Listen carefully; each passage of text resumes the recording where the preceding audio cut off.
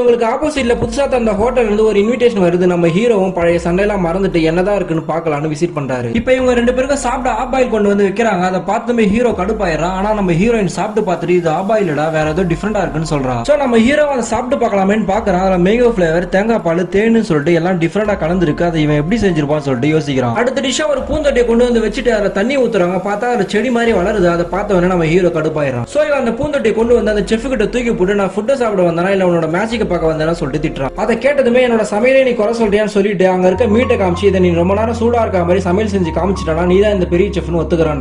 இவனை அங்க இருக்க வெஜிடபிளை கட் பண்ணி எண்ணெயில போட்டு வருகிறான். தென் அங்க இருக்க மீட்டை சின்ன சின்ன பீஸா கட் பண்ணி அதுல நெருப்ப வர வச்சு பதமா எடுத்துட்டு போய் நம்ம ஹீரோ கிட்ட கொடுக்குறான். தென் இவனும் ஒரு மீட் எடுத்து சின்ன சின்ன பீஸா கட் பண்ணி இவனோட ஸ்டைல்ல ஹீட் பண்ணி சமைச்சு இவன் கிட்ட தரான். இவனை அவன் சமைச்சதை சாப்பிட்டு பாக்குறான். ரொம்பவும் பிடிச்சு போகுது. ஆனா அவன் கிட்ட சொல்லாமலே அங்க இருந்து கிளம்பிடுறான். தென் அவன் போனதுமே அவன் சமைச்சதை சாப்பிட்டு பாக்குறான். பார்த்தா இவனோட ஃபேஸ் ரியாக்ஷன்ல தெரியுது அவன் சமைச்சது ரொம்பவும் நல்லா இருக்கு.